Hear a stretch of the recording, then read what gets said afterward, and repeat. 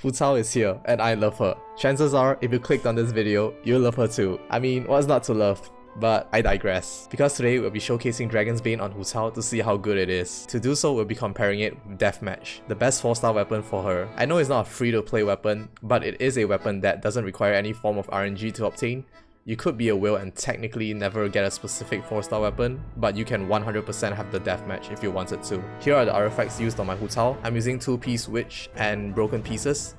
I'm so sorry, baby girl. I'll get you those witches pieces, I swear. Anyway, standard HP percent, pyro, and crit damage. Here are her stats with Deathmatch. Really nice weapon, helping her crit rate out a ton. Deathmatch is essentially a glorified stat stick for her. Next we have Dragon's Bane, which actually has the same base attack as Deathmatch. Pretty low, but that's okay, because weapon base attack isn't very important for Hu Tao. Elemental mastery skyrocketed though, giving it much higher reaction multipliers compared to the Deathmatch. Without further ado, let's jump right into it.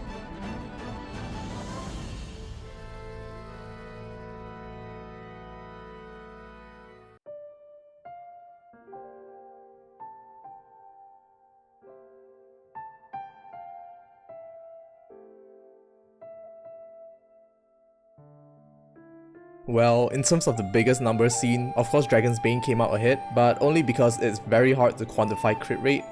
Overall, I would have to say Deathmatch came out ahead because it's very possible to miss a few crits here and there on Dragon's Bane and the results would be completely different.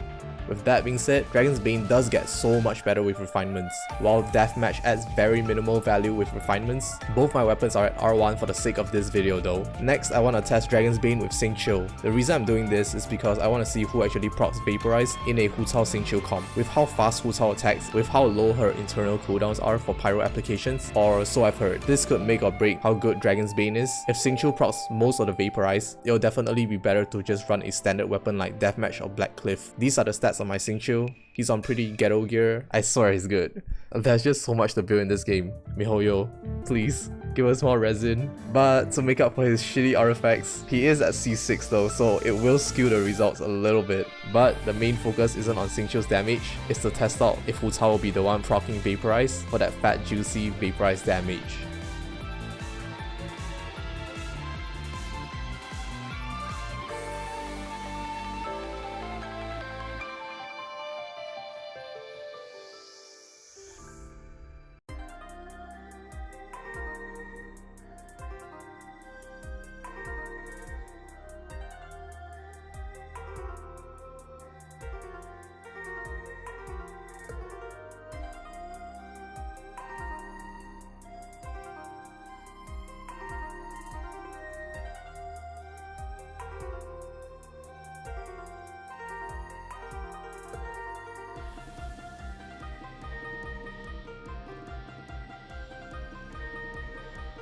That's huge. xingqiu seems to have stronger hydro applications, meaning that Hu Tao is in fact the one proccing vaporize reactions, very important for her DPS.